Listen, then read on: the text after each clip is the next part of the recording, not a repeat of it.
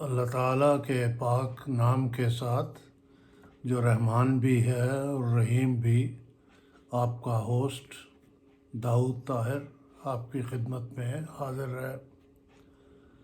Viewers, چند سال پہلے کی بات ہے، میں اس قبرستان میں جو احاطہ مزار حضرت میاں میر کے اندر واقع ہے، اپنے محترم دوست محمد علی جو فلمی اداکار تھے کی قبر پر گیا۔ یہ میرا پہلا موقع تھا ان کی قبر پر حاضری کا۔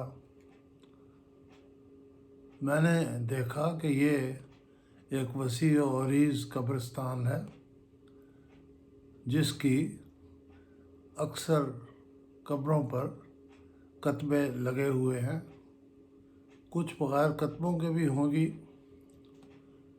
میں نے غیر ارادی طور پر ان قبروں کے درمیان گھومنا شروع کیا اور کتبے پڑھنے لگا۔ اسی اثناء میں ایک شخص میرے پاس آیا اور اس نے مجھ سے پوچھا کہ آپ کس کی ڈھیری ڈھونڈ رہے ہیں؟ ڈھیری سے اس کی مراد قبر تھی، اور سچ پوچھیے تو قبر اور ڈھیری میں عملاً کوئی فرق رہ بھی نہیں جاتا۔ میں نے اسے بتایا کہ میں کوئی خاص قبر نہیں ڈھونڈ رہا، میرے پاس وقت تھا، میں یہ کتبے پڑھنے لگا ہوں۔ اس نے کہا وقت ہے تو میرے ساتھ آئیے، میں آپ کو ایک قبر دکھاتا ہوں۔ میں نے پوچھا کس کی؟ اس نے کہا طاہرہ نقوی کی۔ مجھے علم نہ تھا کہ طاہرہ نقوی اس قبرستان میں مدفون ہیں، لیکن میں ان کے نام سے اور ان کے کام سے بہت حد تک واقف تھا۔ چنانچہ میں اس شخص کے ساتھ ہو لیا۔ وہ مجھے اس قبرستان کے ایک کونے میں لے گیا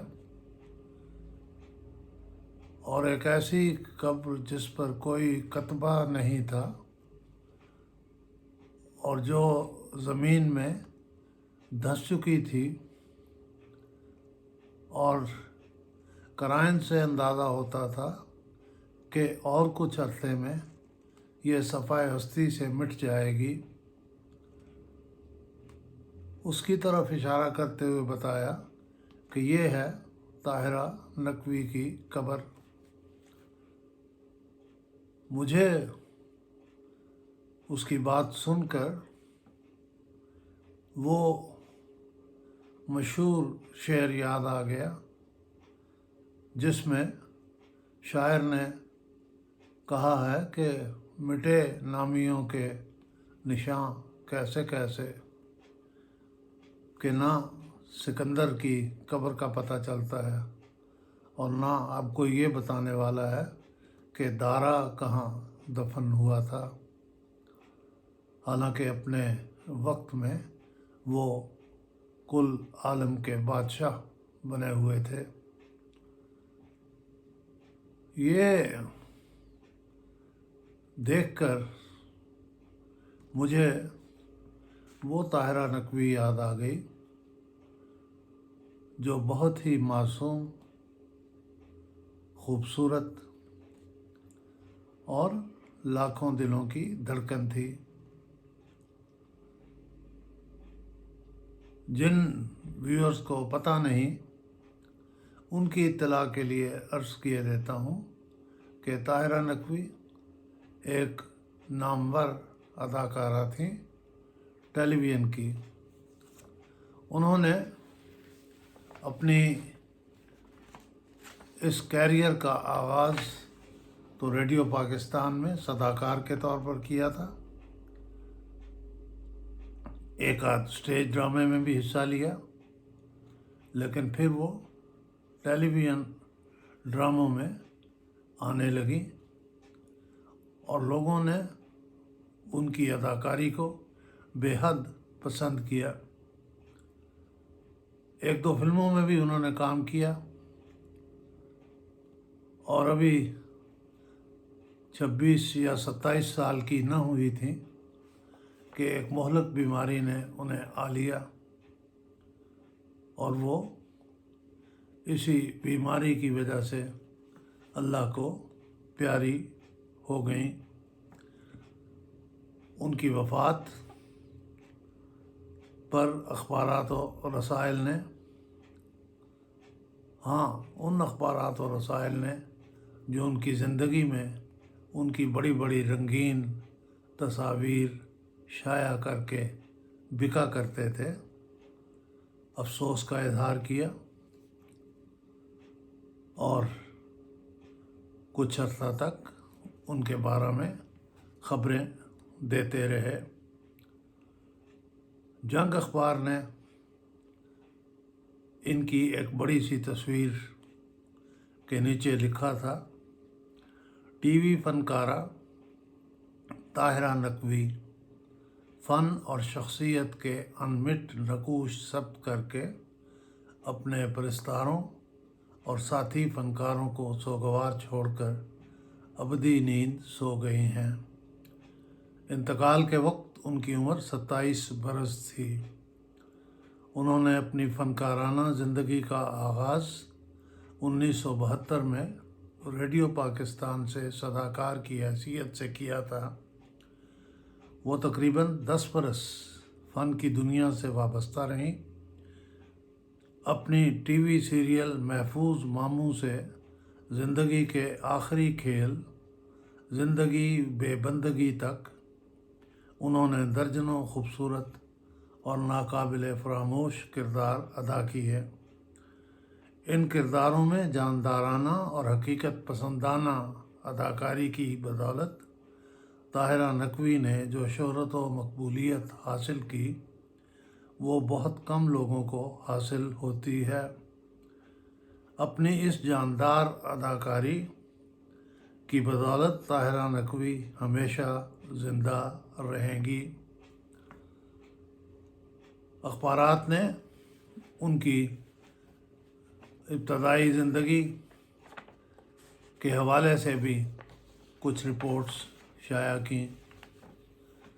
جنگ نے ہی لکھا، طاہرہ نقوی کے خالہ زاد بھائی مولانا ارشاد الحق مدنی نے گزشتہ دنوں پشاور میں نمائندہ جنگ سے ملاقات کے دوران بتایا کہ طاہرہ پشاور کے ایک محلہ 9 بجوڑی میں پیدا ہوئی تھیں اور انہوں نے اپنی ابتدائی تعلیم جہانگیر پورہ بازار پشاور کے پرائمری گرلز اسکول میں مکمل کی تھی۔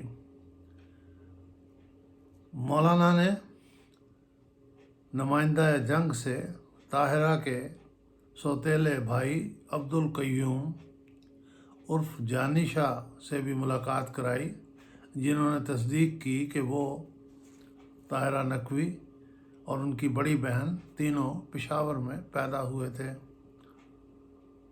رپورٹ میں لکھا ہے، تفصیلی واقعات کے مطابق طاہرہ نقوی کے والد کے مالی حالات اچھے نہیں تھے۔ ان کی اچانک وفات سے طاہرہ کی والدہ نے اپنا ذہنی توازن کھو دیا، جس پر پشاور کے ایک قریبی گاؤں چمکنی کے ایک بااثر شخص رشید خان طاہرہ اور ان کی بہن کو اپنے گھر لے گئے اور اپنے بچوں جیسی پرورش کرنے لگے۔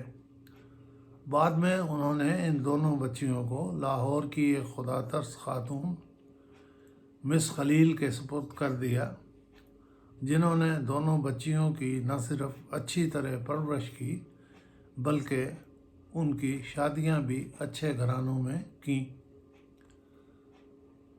آپ کو بتاتے چلیں کہ طاہرہ کے شوہر میجر حامد